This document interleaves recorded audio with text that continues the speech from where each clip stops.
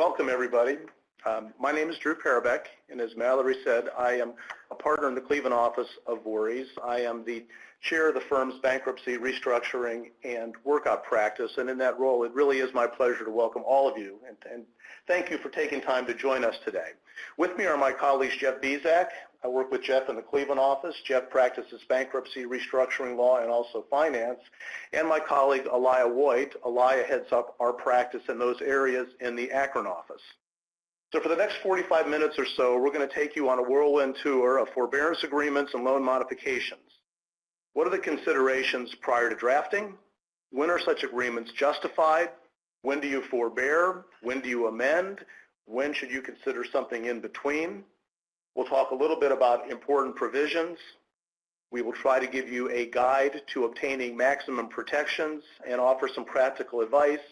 And hopefully, time permitting, we will have at least 5 to 10 minutes at the end for questions and answers. We're going to start off with a brief discussion on pre-documentation diligence, because this will influence or govern the next steps that you take as a lender and the type of agreement that you might want to use.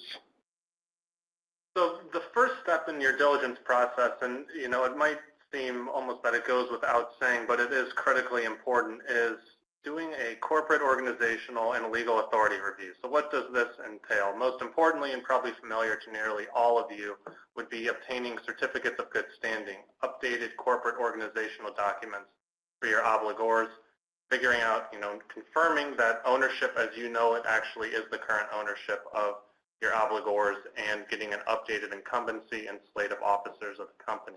Now, a lot of this, like I said, goes without saying. We want to really flag one important issue that we've seen coming up lately that can have very significant consequences regardless of how your credit progresses through a workout scenario. And that's dealing with issues relating to companies no longer being in good standing. Now, generally speaking, being revoked from being in good standing will prevent the company from doing business in a certain jurisdiction or have other consequences regarding their access to courts. One thing we've seen that stepped up lately has been state taxing authorities exercising their right to treat non-payment of what in many cases are largely immaterial and almost negligible fees and reporting requirements as a basis to revoke an obligor's corporate charter. And in a number of states, the consequence of that isn't just simply that the company isn't in good standing, but any action it takes while it's not in good standing and while that charter is revoked is considered null and void. It's as if it didn't happen.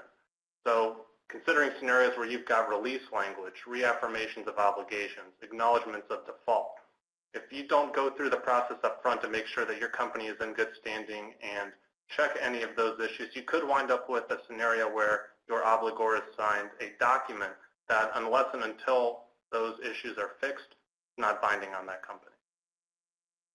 Real and personal property searches are something that I do in almost every circumstance, and I think it would be the rare circumstance where those searches were not undertaken. On the personal property side, I tend to recommend full searches of UCC filings, litigation, other lien filings, and bankruptcy. I want to make sure that there are no glitches in our collateral and perfection, but I also want to know who else is out there and who else we may have to deal with as part of a workout scenario. Got to pay close attention to collateral descriptions to make sure you have what you think you do, and make sure that the debtor and secured party names are accurately reflected on your financing statements. Got to be precise. Believe it or not, it does occur that sometimes financing statements don't get continued, so we always check that. And we also check for unusual collateral and unusual perfection, which we may talk a little bit about later in the presentation. But you cannot always rely on a financing statement to be perfected in certain kinds of situations with certain kinds of collateral. On the real estate side, it's the same thing. I want to make sure that the insurance is in place, that the policies are up to date, and that everything is covered in the appropriate amounts as you proceed forward with your assessment of the workout or the amendment. The next diligence item is supply chain and collateral access arrangements. We think it's important to understand the borrower's business, identify potential critical suppliers, understand the borrower's vulnerabilities and trouble areas, and understand the borrower's customers, because that will help formulate then a more comprehensive restructuring agreement that addresses all the areas of concern. With respect to collateral access, the landlord waivers and bailee waivers should be reviewed, analyzed, to ensure that they're complete and give the lenders the rights that the lenders need, especially if liquidation on premises is contemplated or perhaps an option. The landlord waiver should be reviewed to make sure that there's a right to sell on the premises. One item I want to mention here from a collateral perspective, we're going to delve into this a little bit more later in the program, but material contracts, those could be collateral of a lender if there's a collateral assignment of those contracts. And those collateral assignments will give lenders the right to cure defaults, or if there's an event of default under the credit agreement, lenders may have rights to exercise rights under those material contracts. So those have to be looked at as well. The next item from a diligence perspective is financial performance, loan documents, and collateral access reviews. I want to lead off with loan documents. Drew mentioned a little bit about UCC searches, but we think it's important to make sure that the cross-collateralization provisions, to the extent there are any, the effectiveness of those, if there's guarantors on the credit, to make sure the scope of those guarantees. One area that we often see come up in the course of us reviewing loan documents is that notes are often amended, restated, consolidated, flipped on their head, and then it's unclear then when you look at the underlying security instrument, whether it's a security agreement or a mortgage, whether or not that security instrument actually secures the note. So that's one item that has to be looked at thoroughly. I don't want to go into all the kind of the loan document due diligence, but there's financial covenants, there's reporting requirements. The big takeaway that we want to kind of set forth is we can't fix documentation problems if we're not aware of the documentation problems. So sometimes the loan document review will take time. There will be a back and forth because lenders counsel will need to ask and maybe repeatedly ask for documentation that we think that exists that wasn't initially forwarded to us. But a comprehensive loan document review does make it much more easy to formulate a comprehensive restructuring agreement. On the financial performance side, a lot of times there's delinquent or deficient financial reporting, so this is the opportunity to collect that, update that, and also calculate any kind of financial covenants that haven't been calculated as a result of missing information.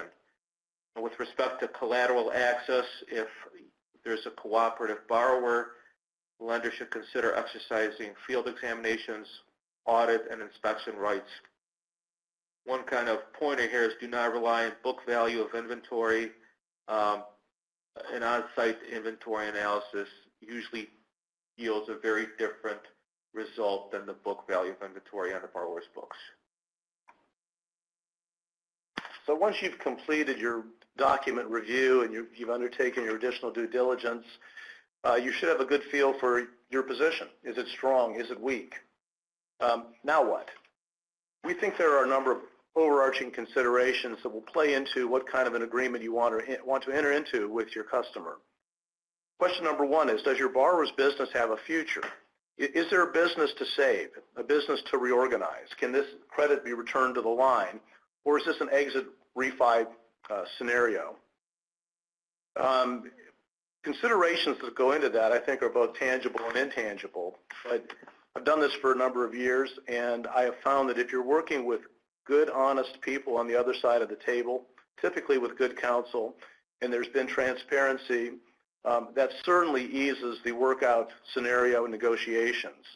What are the causes of the customer's business problems? Is it just an odd blip? Is it the economy? Is it bad luck? Or are you dealing with scoundrels? And I think when you are, the general proposition is you don't want to stay in bed with people like that. You need to take a look at where you're at in terms of administering the credit. Have you already started collection activity?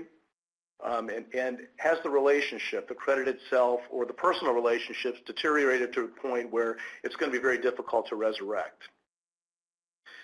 So what is the strategy? Sometimes I see knee-jerk reactions, well, let's just do a forbearance and we'll figure it out, or get a receiver. That seems to be in vogue and has been for a while. But I would submit to you that it's really better to have a sound strategy. Where do we want to end up with this credit and how do we get there?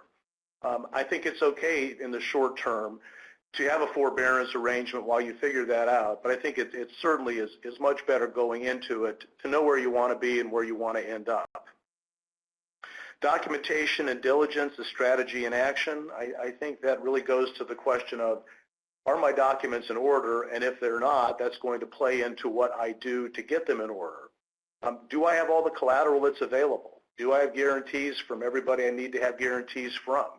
And I would submit that sometimes you get guarantees for psychological reasons. Your guarantor may not have a lot of financial wherewithal, but guarantors, well, company officials tend to pay more attention when they're also on the hook personally. That's been my experience. And then as a bankruptcy and restructuring lawyer, I guess someone who kind of lives on the dark side, I think one of the most important things that we do in representing our lender clients is to make sure that you stay out of trouble, avoid lender liability. And over the years, I've compiled a list of just a few axioms that I think apply to this. One is a presumption that all of our lender clients are reasonable. I hope that's the case. It tends to be the case, and we try to make sure that remains the case. Another axiom is that control is just such an ugly word. But lenders have to be careful, especially in this scenario, which is a distressed situation where tempers can run high. You can't run your customer's business. You can't do that. And there's not enough time to really talk about all the examples of lender liability. That could be a half-a-day seminar. But you have to be sensitive to how deeply involved you get in making decisions for your customer. Another axiom is that pigs get fed and hogs get slaughtered. So you do want to ask for enough to protect your position. We'll get more into that. But you've got to be reasonable. You can't be overreaching. And again, as I said initially, I think one of the most important things that your counsel can do in a distressed workout situation is to make sure that you don't get sued. So the first document we're going to discuss is a forbearance agreement. And the key feature of a forbearance agreement is that the default continues and the loan will typically remain matured or accelerated during the forbearance term. In forbearance, the borrower acknowledges that the default and acknowledges that the obligations are due and owing to the lender.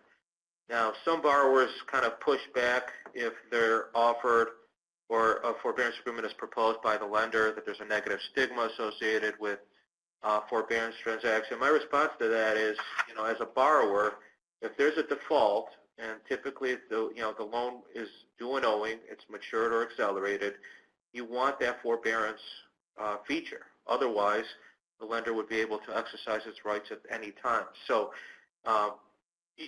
when there is a default, the forbearance agreement is the proper continuing default. That is the proper document for that purpose. Out of the agreements we'll be discussing, a forbearance agreement is the strongest medicine by virtue of the fact that the default continues in place. And that has, various consequences.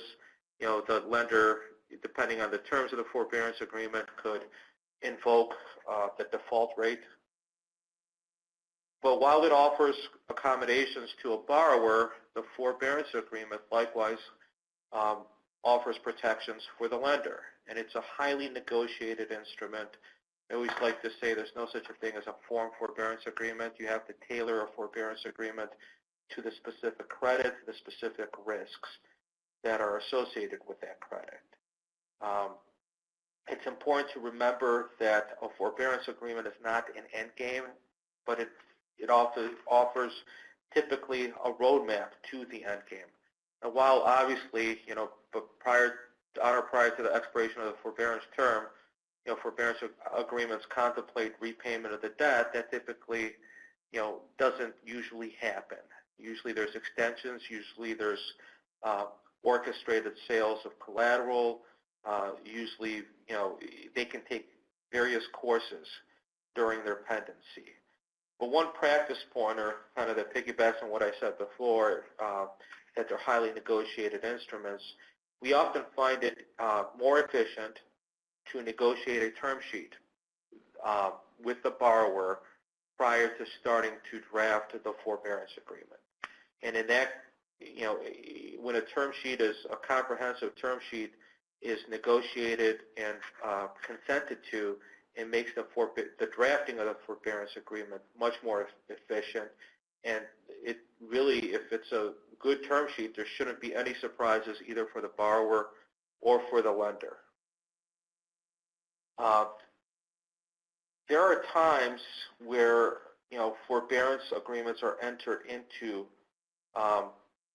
as a precursor to an exit strategy by the bank, but there's also times where a forbearance agreement is entered into because to allow the lender additional time to assess the viability of the credit and formulate remedial steps toward rehabilitation of the credit. So it could also be used as kind of a buy-time agreement, or allowing, if there's certain specific promises that are made by the borrower, to allow a limited amount of time for the borrower to see if it could fulfill those promises, whether it's, a sale of a division of the company, or whether it's, getting new tenants in a medical office building. There's various reasons why a forbearance agreement might be desirable. A few other reasons are that there's an operating business to save. Another reason is that an orderly liquidation or a refinancing will maximize recovery by the lender. A third reason, kind of piggybacking off what Drew said before, that there may be potential lender liability concerns, and the release given by the borrower and the obligors in favor of the lender has a lot of value to the lender. It's kind of like hitting the reset button. And so that might be another reason for entering into a forbearance agreement. There's also situations where a forbearance agreement would not be a good option. When the credit is dead on arrival, there's no business operations to continue. If there's fraud, whether it's suspected fraud or actual fraud, those aren't, that usually is not a good forbearance scenario. And also, if there's an uncooperative borrower, and by uncooperative, there's some borrowers who don't want to have any negotiations with the bank, but there's also borrowers that will use stall tactics, where it takes an extremely long amount of time to just negotiate a term sheet. If that's the case, maybe another option should be considered. One kind of caution with respect to forbearance agreements is that the statute of limitations for collection of the note is 6 years from the earlier of maturity or acceleration. So if it's a very long forbearance period, that's something that should be considered by the lender. So if we think of this range of documentation as a spectrum, on one end we've got the forbearance agreement as your strongest type of medicine in dealing with the distressed credit, and your amendment and waiver serving as, you're carrying on with normal business and letting the credit proceed as it once was. There is obviously, and of course can be, a large gray area in between those two types of documents where perhaps a more nuanced or sensitive approach is necessary to accommodate specific concerns with respect to a specific credit. Now, we've termed these hybrid documents. You may have seen them in the form of something titled a loan modification agreement, an agreement regarding loan documents. There are really as many different formulations of that concept as your imagination permits, but what we want to stress is that just because there is a gray area and because there is flexibility in working between, a tough forbearance agreement and a business as usual amendment, having that flexibility should not be a substitute for the good planning and the long-term strategy that should go into consideration before you even get to the documentation stage. Now, having that gray area does allow you the ability to mix and match some of the features of a forbearance agreement with a traditional loan amendment to accommodate particular concerns with respect to a particular credit. For example, If you've got a borrower that has had some compliance issues, perhaps they're behind on reporting, but the underlying business is sound, the stigma Elia mentioned that might go with being in a forbearance agreement or being under forbearance might be too toxic for a borrower to swallow. But even something as simple as retitling the document as something other than a forbearance agreement, perhaps diluting some of the stronger forbearance agreement terms without going so far as to making it a traditional credit agreement amendment, that's the kind of flexibility you have to provide the bank the protection it needs, but to make getting to the end goal of your strategy more palatable for your customer. And then we jump ahead to amendments, and as Jeff said, you're going to more likely deal with amendments on better or salvageable credits. An amendment really means precisely that. You're working normally from your existing loan documents and you're amending, you're modifying them. Amendments are generally appropriate for isolated technical defaults. The main purpose is to modify the loan terms because the borrower would be in default under the prior loan terms absent the modification. An amendment almost always involves a waiver of existing defaults. If the loan was accelerated, it would get decelerated. But the key question is whether or not to preserve the default. If you're waiving the default, you're inclined to do an amendment. If you're preserving the default or want to preserve the default, you're heading more toward a forbearance or something in between. What amendments commonly do? They commonly extend the maturity on term loans or the expiration dates on lines of credit. And in a nutshell, they generally continue the financing relationship on the amended terms. There are some advantages to amendment agreements. We've been discussing this internally, Jeff and Elia and I have. From a practical business perspective, you don't have the stigma or the taint of a forbearance, especially on better credits if you do an amendment. Corollary to that would be that amendments are better for continuing lending relationships. They perhaps, at least arguably, would lessen lender liability concerns because you're resolving default. You're going to resolve it and put it behind you. We've had some discussion on whether an amendment might provide some preference defenses that perhaps a forbearance wouldn't. And the context would be that as part of the amendment, you may be getting additional collateral or payments. That may smell a little bit more like an ordinary course defense to a preference than getting payments under a forbearance agreement that really are independent of your existing loan documents. I think an amendment generally would make things easier to refinance. And my experience has been that amendments typically are longer term than forbearance agreements. If there's a disadvantage to an amendment, it would be that you're going to be a little more restricted in terms of declaring defaults because you've cured them, you've waived them under the amendment. If you're in a forbearance, you still have the right to go ahead and execute on the default under the terms of the forbearance arrangement. And I would also concede, and I think we've talked a little bit about this, but a lot of the terms in both types of agreements are the same. It is not unusual to get a release in both types of agreements. But there are key considerations, key differences, and that really boils down to, are you waiving defaults or are you retaining them?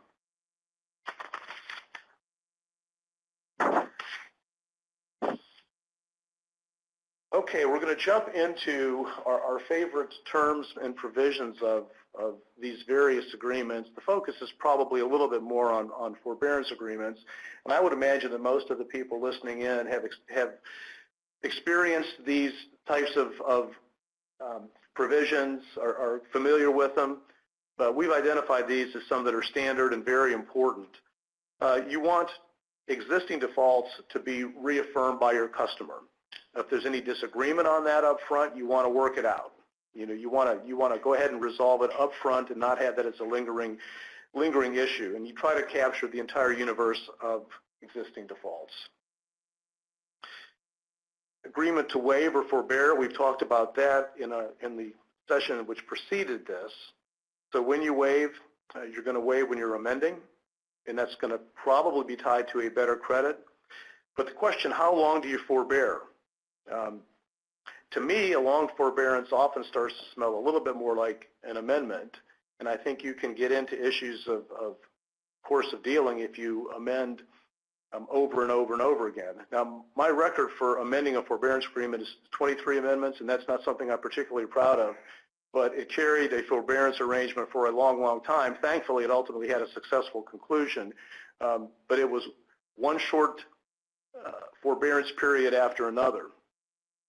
I think if you're going to agree to a longer-term forbearance period, you're going to want to tie in benchmarks. You're going to have performance benchmarks, and you're going to make it a little bit painful, perhaps monetarily, if you don't meet those benchmarks and you want to get out of the existing forbearance term.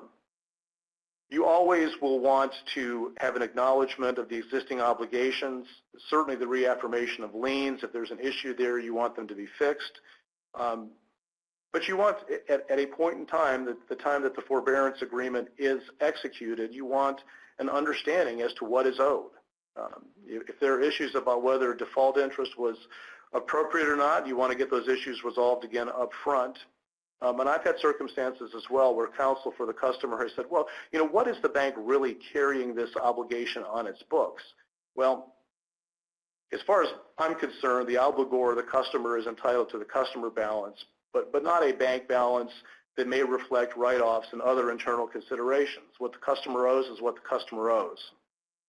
Release and waiver provisions. I think that in my entire career, maybe once, but perhaps never, have I agreed to a forbearance arrangement that didn't have a release. And we kicked around internally, is there ever a circumstance where you might not insist upon a release in order to get a deal done? I don't know, thoughts on that? I think it would really need to be a pretty unique circumstance where you've got a very smooth sailing, clean lending relationship going in, and maybe it's just a footfall type of default that winds them up in, you know, the air quotes workout scenario, and there are very little, if any, concerns that there's possible lender liability looming in the wings. I mean, for me, that release is critical, and further to that point, we've seen on non-distressed credits and perfectly healthy credits that not necessarily the full-blown nuclear release you might see in a forbearance agreement, but a more watered down or less stringent release being included in standard amendment documentation now, such that, you know, the release isn't just the province of the distressed credit document anymore. It's really becoming a part of any modification to an existing credit. Yeah, and with that kind of use of, you know, releases in just about every credit document or amendment, I mean, well, a lot of times those are, you know, depending on what side we are, whether we're on the lender's side or the borrower's side, is sometimes those are negotiated to be not releases, but, you know, an acknowledgement that we're not aware of any claims against the lender. But with respect to Drew's inquiry, whether or not, you know, we would enter into a restructuring agreement if there's not a release, I always would like to understand why the borrower is not giving a release. Try to walk through that with the borrower's counsel.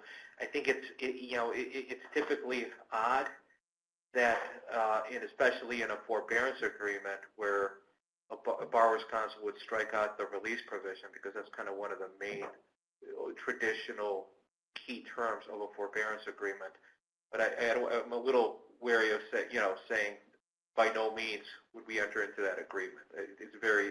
It's a fact-specific inquiry. It really is, and I guess I might, and I underscore might, consider doing something less than a full release if we had a really severe collateral deficiency perfection issue, coupled with a decent lending relationship with our customer. Maybe to get that fixed, I would think about no release, and then I'd count to 90 as quickly as I could. But I think the overarching rule really is that you want to get, in a forbearance context, the full-blown nuclear release. I like the way Jeff described that. You want it to be as broad as it can be related to the credit or lending relationship. One thing I would point out, though, is you don't want to inadvertently release claims. And some examples I've seen over the years are there could be separate credit card obligations that your customer has that may continue. Perhaps treasury management services would continue. You don't release that inadvertently. Sometimes the customer's principals will have a private client relationship. and obligations to the bank. You want to make sure those are preserved if that's the goal. And sometimes as obligations, lending relationships grow, they get more complicated, as you all know. You may have more obligors, multiple obligors. You may have affiliates of the bank that have loans as well, such as equipment financing. And you want to make sure that you don't release things that ought to be preserved. So now that we've discussed some of the core provisions that are going to be common to nearly any of these types of arrangements, we're going to delve a little more deeply into some of the specific tools that you might be able to use to help assess your credit and move towards your ultimate strategy of how to exit a particular forbearance circumstance. And really, the things Elia and I are going to discuss here on the next two slides are going to be most appropriate in a forbearance agreement or something trending towards the stronger end of a hybrid type agreement. And the three items I'm going to list on this slide really can be distilled down to one key overarching principle, and that is that information is king. And gathering that information and making sure you have all the information you need to make an informed decision and formulate your strategy for the credit is critically important. So that might come as far as the first bullet point. It may be that a financial covenant default got you into the default situation you're working with. In those circumstances, it might not necessarily be possible that you can just loosen the existing financial covenant and the borrower will accept that and move on your way. This is the time where it's important to consult with your counsel, maybe consider alternative financial metrics for measuring your borrower's performance and making sure that those benchmarks are realistic and attainable for your borrower. And that really is a balancing act between the bank's interest in wanting to see the company perform well and hit certain benchmarks with the customer's understanding of their business and what they think is realistic over the time frame of a forbearance period. And then with respect to the second and third bullet points, one of the common areas we will see this would be in an asset-based lending relationship where you're dealing with getting more frequent borrowing-based reporting. You're remedying existing reporting deficiencies, be it borrowing-based or otherwise, to gather further information. With respect to liquidity, you're getting a 13-week cash flow. You're getting weekly reconciliations to that cash flow, and you're working with the customer on their cash budgeting and really trying to identify if there's a liquidity problem with the business, where is the money going and what can we do, what measures can we take, and how can we work with our borrower to shore up their liquidity position. We'll discuss a little bit more. There are things you can do beyond that to bolster the company's liquidity position, but the first thing you need to know before you can get to that step is whether there is a liquidity problem and is it something the company can internally fix or a third party is going to need to step in, provide support to make sure things stay on track. So Jeff just discussed monitoring borrower's performance, obtaining information that's required to improve the financial performance. Cash is collateral of the bank, and the bank needs to understand where the cash is going and understand the liquidity position of the borrower. Cash shouldn't be used to pay subordinate debt. You need to be careful regarding the borrower making cash distributions to equity. And one thing that, especially in the context of a forbearance agreement, that should be considered is a budget. And one thing I like about a budget, it's basically the borrower proposes the budget and it has to live under the terms within the budget, with a certain percentage deviation. As far as liquidity support, and this is often one of the critical components that needs to be addressed, especially when loans have either matured or been accelerated and there's no additional liquidity in the form of debt that borrower has access to, is a credit line or allowing access to a revolver a possibility? Is cash from guarantors a possibility? Is the borrower able to liquidate some of its collateral, and will the lender in that situation allow the borrower to retain a certain percentage of the sale proceeds? And all these items that we're discussing in improving financial performance, they're very fact-specific to the borrower. And a lot of times, negotiations or discussions between the lender or the borrower are not sufficient to actually improve financial performance. a lot of times third-party consultants or professionals need to be retained in order to help borrower in that regard. And so we listed kind of 3 different types of, there's turnaround consultants, chief restructuring officers, there's various other third-party professionals. But I think the key takeaway with respect to third-party professionals is the borrower should be the one that's retaining these professionals. The forbearance agreement should make it very clear that it's the borrower's decision to retain these professionals and that the borrower is responsible for paying for these professionals.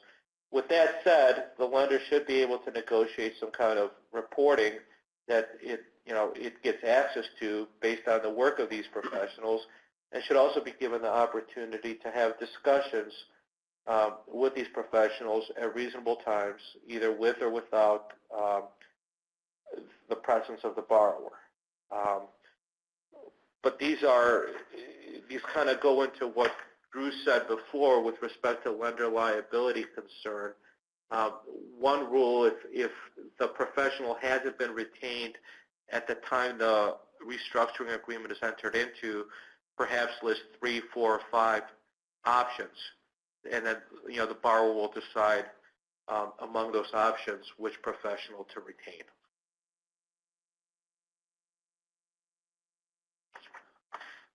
Before we're going to switch over, we're getting down into what some cases can be the nitty-gritty, but in terms of effort in versus results out, some of these can be the absolutely most critical components of crafting your forbearance or amendment document.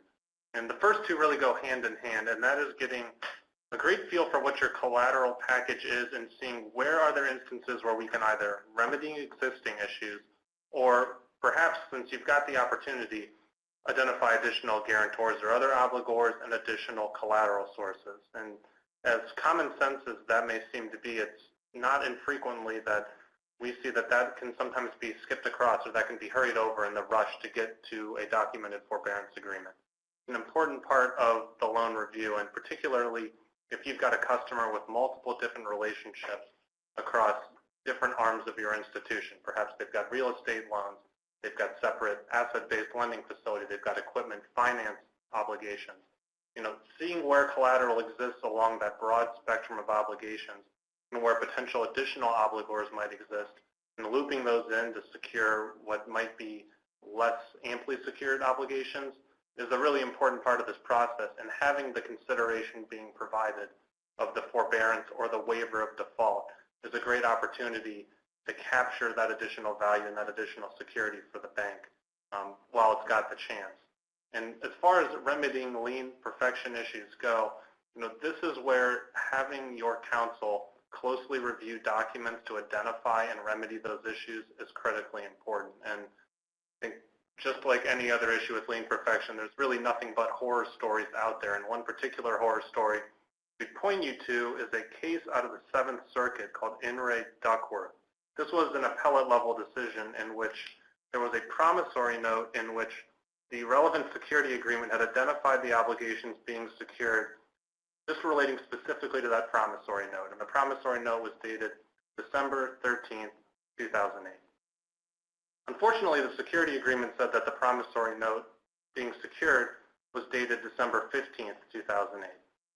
Whether through a rush or just inadvertence, that error was missed all the way through this entity making it into a bankruptcy proceeding, at which point the issue was identified and the financial institution attempted to remedy the issue by asking the court for the equitable remedy of reformation, which generally speaking in many contexts allows the court to look beyond the technical issue and figure out what the parties really intended and treat the problem as if it had never happened.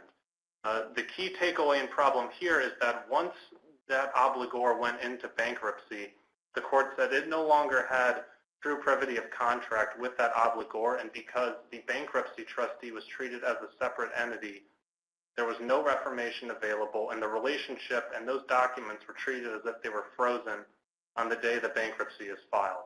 As a result, the trustee was able to avoid the lien and the obligations were rendered completely unperfected.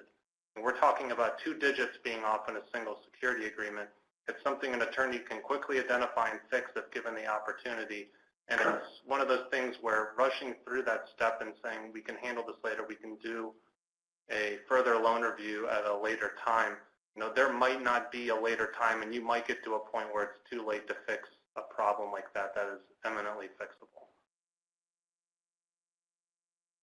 Under the bolstering contractual and statutory rights and remedies provision, I want to focus on two things because they're kind of my favorites, receiverships and then cognova judgments.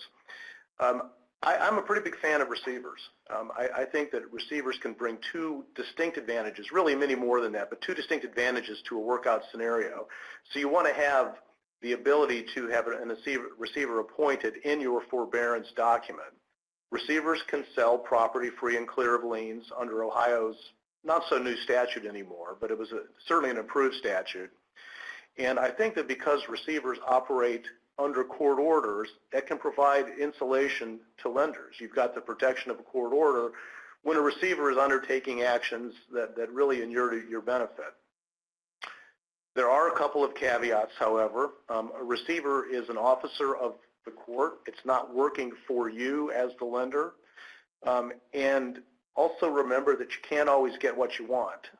Even though the statute is designed to give some deference to the lender's choice of receiver, it doesn't really play out that way. And certainly in Cuyahoga County, it can be difficult depending on your judge in getting the receiver you want, no matter how expertise, how much background he has in the matter at hand. The judges here tend to appoint the people they want to appoint. But again, I think it certainly is, the fact that it provides insulation from lender liability alone, I think is just a really valuable part of the receivership tool. The other thing I want to talk about a little bit is cognova judgments. You probably know this, but not every state has the ability to take a cognova or confession of judgment. Ohio does, I believe Pennsylvania does, I want to say New Jersey. There's some other states that do. In some states, it's disfavored. In some states, it's actually criminal to try to take a confession of judgment. You certainly would not want to try to transfer a cognova judgment to California. I don't know if that's subject to the death penalty, but it's a pretty bad thing in California. But I think it really is, it's a very valuable remedy because if your papers are drafted correctly so that your confession of judgment language and the signature is where it's supposed to be, you often can get a judgment very quickly, almost immediately. Some judges in Ohio don't like it, and they are definitely going to take a look at the documents to make sure that they are drafted and crafted correctly. But being able to get that judgment and getting that judgment lien on unencumbered property is really, really significant. And the last item on this slide is forbearance and amendment fees. I think the takeaway there is, keep the fees reasonable, especially in a forbearance context that is, typically already due and owing, and use the fee structure to incentivize the borrower to accomplish the desired outcome. So, a forbearance fee can be fully earned as of the effective date of the forbearance agreement, but if, for example, if the borrower pays off the obligations in full on or before a certain time, it could, a portion of it perhaps could be waived. A better option also might be using the default rate of interest and waiving that instead of using a forbearance fee structure. And the reason I say that is because typically the default, there's the original loan documentations provide for default rate of interest, whereas forbearance and amendment fees are fees that are kind of on top of, that are solely part of the forbearance or restructuring transaction, and they can be disfavored in certain jurisdictions. And I think before we jump ahead to the next slide, I would just add a couple things. Always get a waiver of jury trial provision in your document. Try to get jurisdiction in your home court. If you think you have lender liability concerns, see if you have the ability to get into federal court. But I think more often than not, you're going to get a fairer shake than in state court, especially in the northern part of Ohio. And then over the years, I've come up with a list of words I don't like to use in forbearance agreements. You almost have to, but I try to avoid the word material, reasonable, best efforts, in good faith, and any kind of knowledge qualifier. And I'm not a real big fan of cure periods. But again, it's going to depend on the relationship, the negotiations. You're going to have some give and take. You know, Drew, before we jump off that on the jurisdiction issue and venue issues, we've had this come up once or twice, and somewhat more, it's been a few months since we've seen it, but issues with having multiple sets of loan documents or documents that may have started as an internally drafted credit with bank-prepared Laser Pro documents and then later were handed over to outside counsel and maybe brought back in, is making sure that all of your documents, especially if you think that potential for enforcement is creeping up, to make sure that you've got a consistent place and governing law in which those documents are going to be governed by.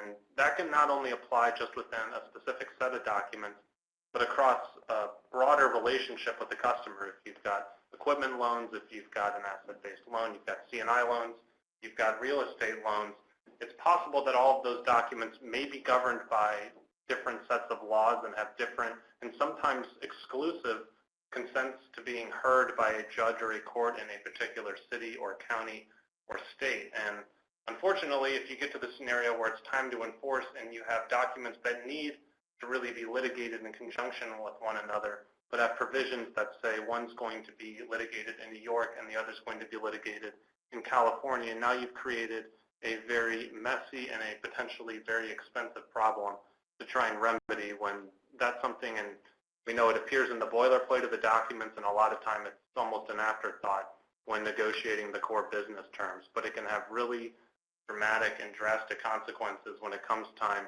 to see a courtroom with a particular credit if those things aren't lined up and squared away while you have the chance. Yeah, and that's a good point. I would also add that Laser Pro documents often screw up the Cognova provision, especially if they get amended.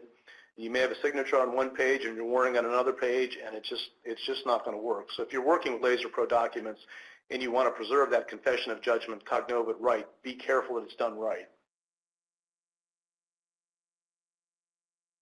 All right, now we're going to jump on and kind of just kick back and forth some of these hot button issues we've seen in workout matters. And if you have any questions, please feel free to go ahead and send those in, and we will try and address those as we move along through each of these topics. So with respect to LIBOR replacement and AML Patriot Act issues, this is something you've probably been monitoring internally, and you may very well have significant internal procedures in place to make sure that whether they be internally prepared documents or your outside counsel, that they are in compliance with current regulations and that everything is being brought up to standard. If not, a workout scenario is an important time to get those provisions in place. As we know, it appears that LIBOR is going to go the way of the dodo bird, and the secured overnight financing rate may be its successor.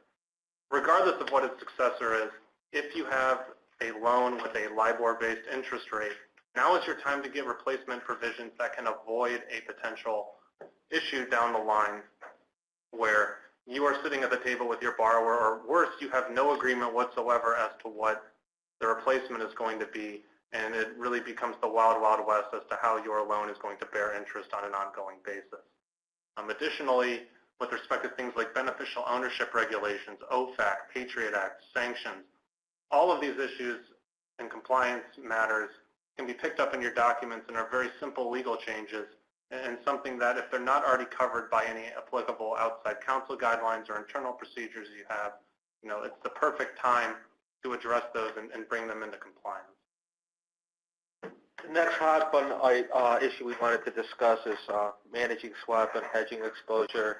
It's important to review the ISDA master agreement and to understand what the unwind or early termination penalties are.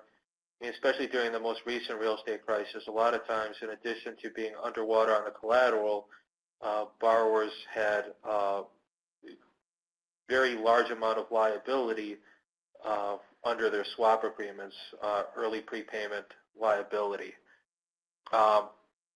With respect to prepayment fees, and in the bankruptcy context, these are called make-whole premiums. The basic purpose of a make-whole premium is to compensate the lender if the debt is paid prior to the maturity date for the loss of the bargain for results or revenues that the lender would have otherwise received. And bankruptcy courts are kind of split regarding the enforceability of these make-whole premiums. I think if enforceability is desired, it's very important that the language is very explicit, that these make-whole premiums are due after acceleration or upon any repayment prior to the stated maturity date in the instrument. But like, excessive forbearance fees, I think a lot of times the courts do not understand the rationale for prepayment premiums. So in addition to those items, I think it's also, it would be helpful to describe the rationale in the document for the make-whole premium. I talked a little bit about kind of where the bankruptcy courts are. In state courts,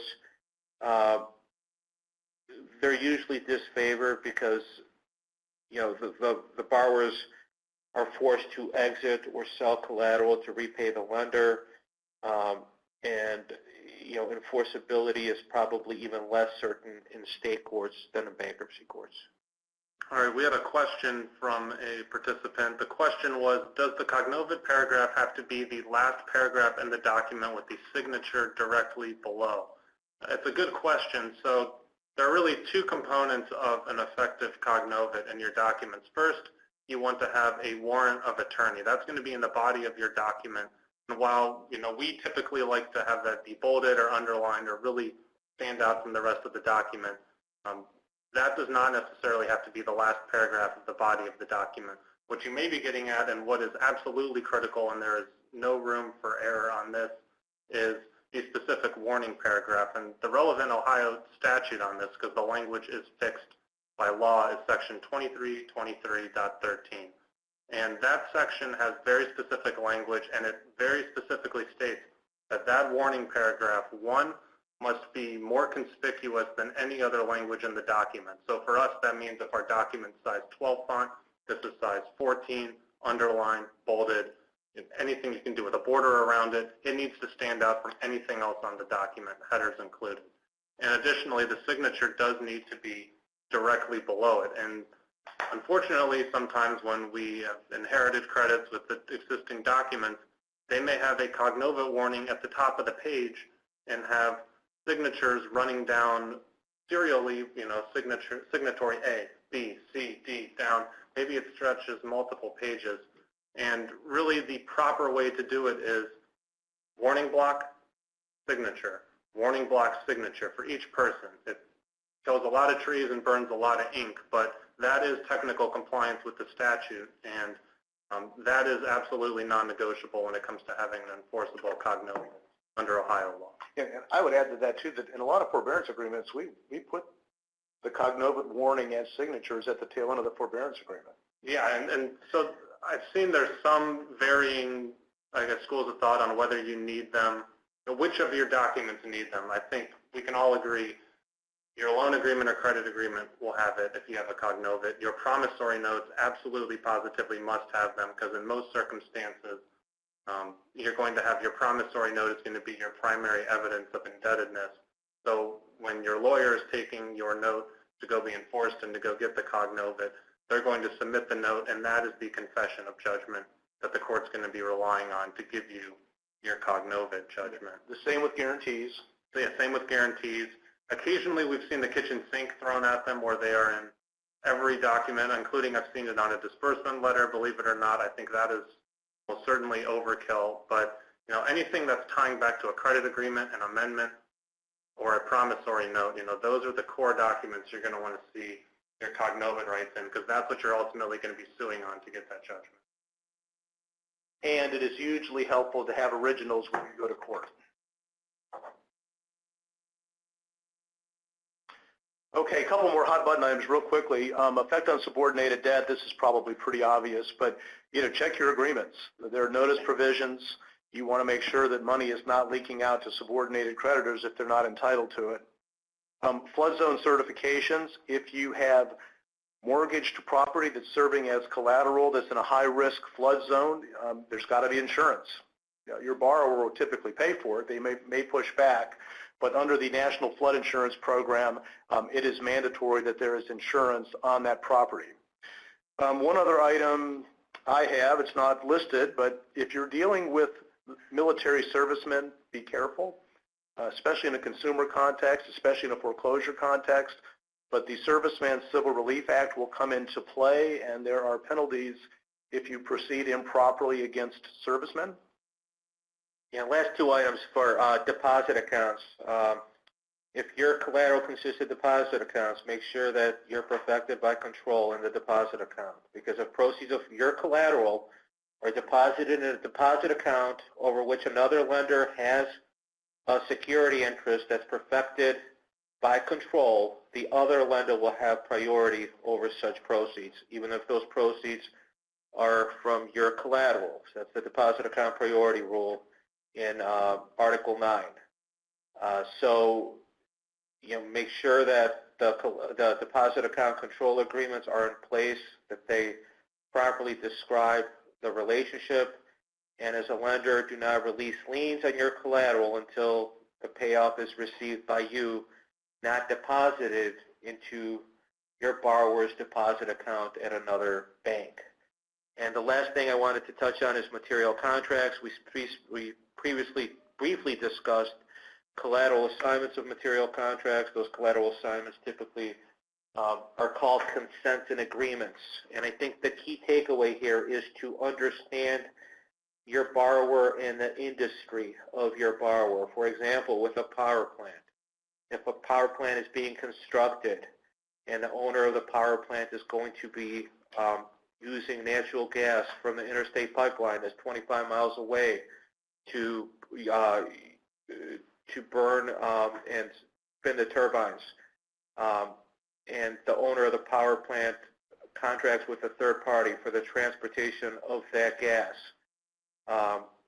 it's, you know, that's a situation where that transportation service agreement by which the pipeline company will be transporting the gas to the power plant, that's a pretty material contract, because without gas, that power plant will not be able to operate. So that would be a material contract, for example, for both the lender that's providing funding for the construction of the natural gas lateral line, as well as the lender on with respect to the power plant.